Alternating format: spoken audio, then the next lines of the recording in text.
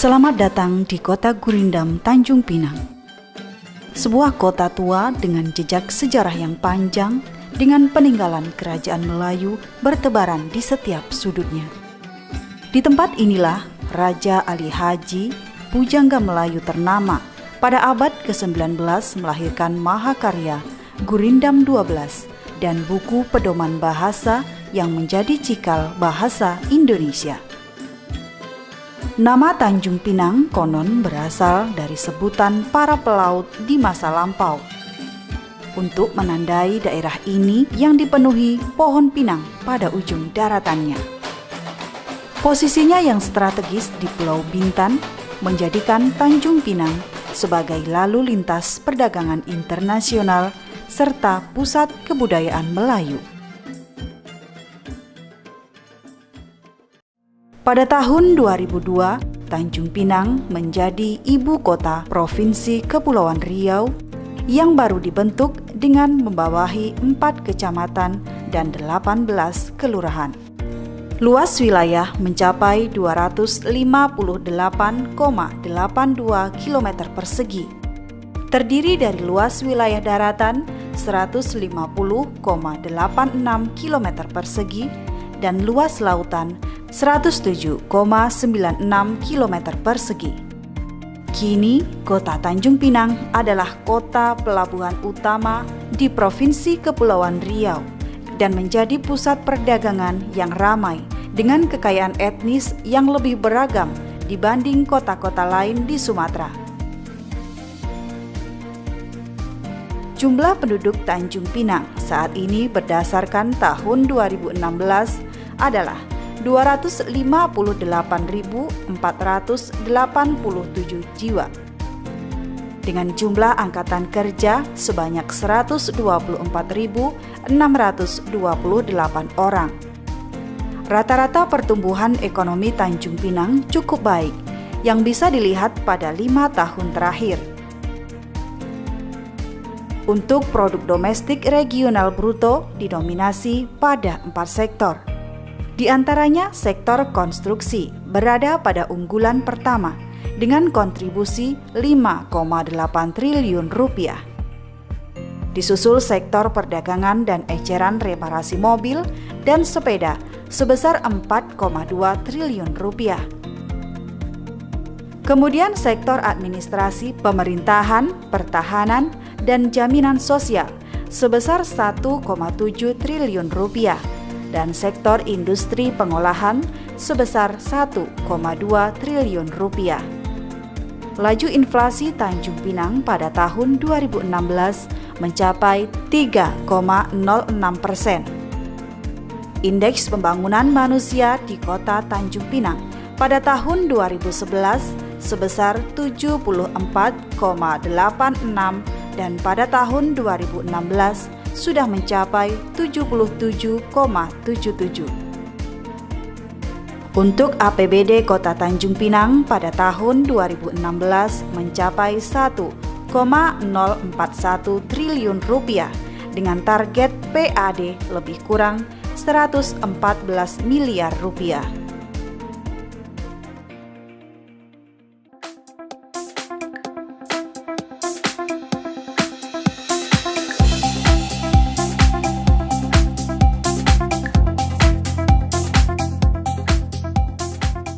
Untuk mencapai Tanjung Pinang dapat melalui 2 pintu gerbang utama, melalui pelabuhan domestik dan internasional Sri Bintanpura dan Bandara Raja Haji Fisabilillah. Pelabuhan Sri Bintanpura memiliki kapal-kapal jenis feri dan kapal-kapal cepat sebagai akses domestik ke pulau-pulau dan juga akses internasional ke negara lain seperti Singapura dan Malaysia.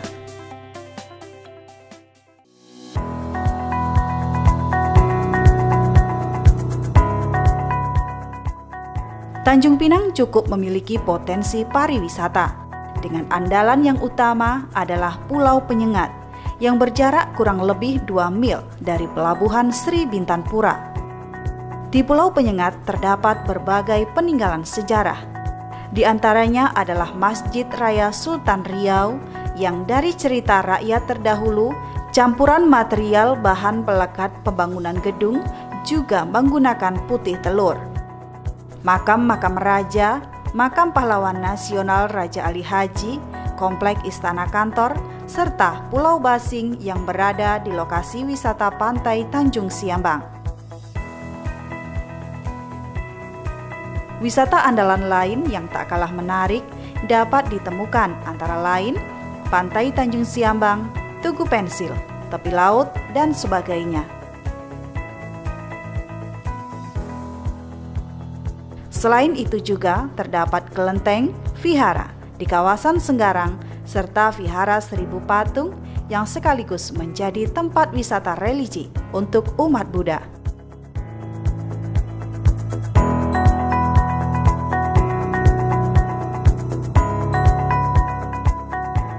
Sedangkan kunjungan wisatawan mancanegara di kota Tanjung Pinang pada tahun 2016 mencapai 92.948 orang yang didominasi wisatawan asal negara Singapura dan Malaysia, serta wisatawan dari berbagai negara Eropa dan negara Asia lainnya.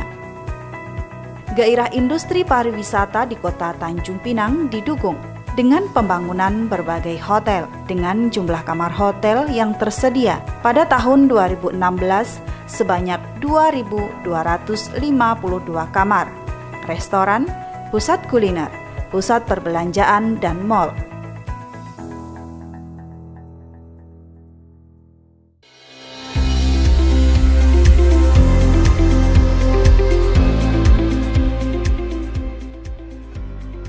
Kota Tanjung Pinang terus menggeliat dengan berbagai program pembangunan. Pemerintah Kota Tanjung Pinang melalui Badan Perencanaan Pembangunan, Penelitian dan Pengembangan telah membuat perencanaan Kota Tanjung Pinang untuk memperkuat daya tarik Kota Tanjung Pinang sebagai kawasan ekonomi. Kawasan hutan lindung Bukit Kucing yang terletak di Kecamatan Bukit Bestari memiliki luas 54,4 hektar. Kawasan ini akan dikembangkan menjadi pusat kawasan lokasi hijau yang berfungsi sebagai pengendali iklim mikro dengan kandungan air tanah yang cukup besar. Fungsi lain adalah sebagai kawasan hutan wisata yang akan ditata dengan pendekatan pertamanan kota atau urban landscape design.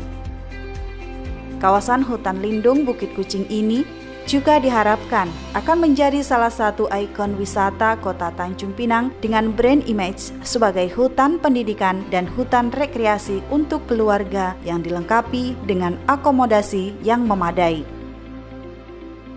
Kawasan Bukit Manuk yang terletak di kawasan Kampung Bugis dengan luas area sekitar 48 hektar.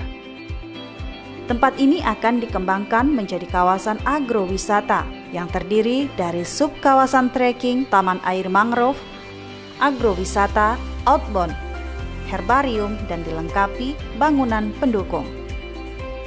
Pembangunan Bukit Manuk menjadi destinasi wisata berbasis alam, bertujuan agar secara langsung meningkatkan perekonomian Kota Tanjung Pinang lewat pemanfaatan potensi alam yang ada.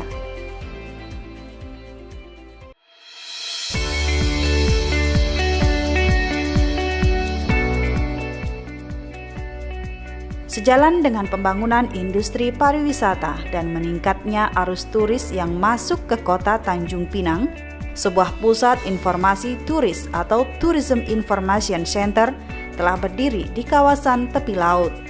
Gedung megah yang menyerupai bentuk dari sejenis siput laut dengan nama gonggong ini telah diresmikan oleh Menteri Pariwisata Republik Indonesia pada 26 Oktober 2016. Di atas lahan dengan luas 7.201 meter persegi yang kini menjadi salah satu ikon Kota Tanjung Pinang ini. Juga telah terbangun Laman Bunda yang meninggalkan kesan asri. Selain taman, lokasi ini juga dilengkapi dengan berbagai sarana pendukung seperti lokasi bermain dan tempat berolahraga. Tidak jauh dari lokasi Gedung Pusat Informasi Wisata akan dibangun Fort Good Center atau Pusat Jajanan Kuliner Melayu Square. Dengan luas lahan sekitar 1,9 hektar, dicanangkan akan dibangun bangunan yang terdiri dari 5 lantai dengan total luas bangunan 6.923,51 meter persegi yang akan menampung sekitar 70 pelaku usaha kuliner. Pembangunan Food Court Center ini bertujuan agar pelaku usaha kuliner yang sebagian adalah pelaku UMKM memiliki tempat untuk menjalankan usahanya. Tujuan lain yang lebih strategis adalah tentunya sebagai ikon wisata kuliner Tanjung Pinang berstandar internasional.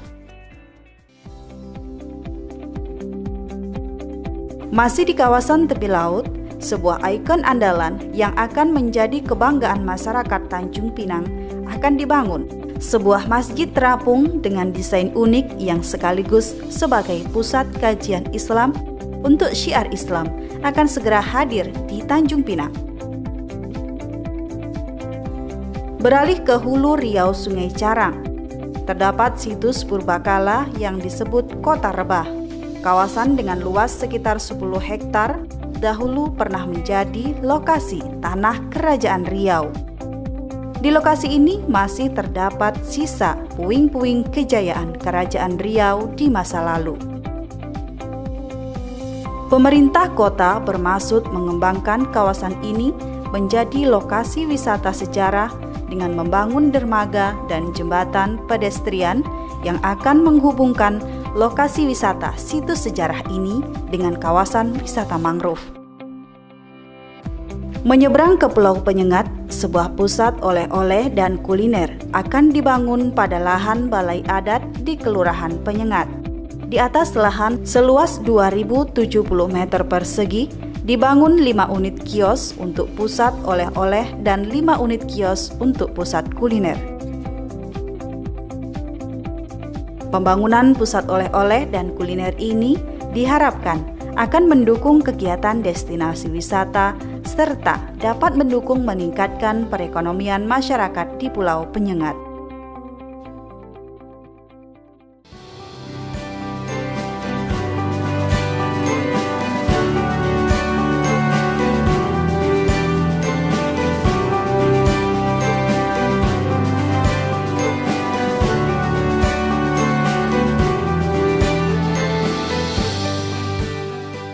Berbagai pembangunan yang dirancang pemerintah Kota Tanjung Pinang tidak lepas dari keberhasilan dalam mengimplementasikan program pembangunan Kota Tanjung Pinang yang dipimpin oleh Lis Darmansah dan Syahrul.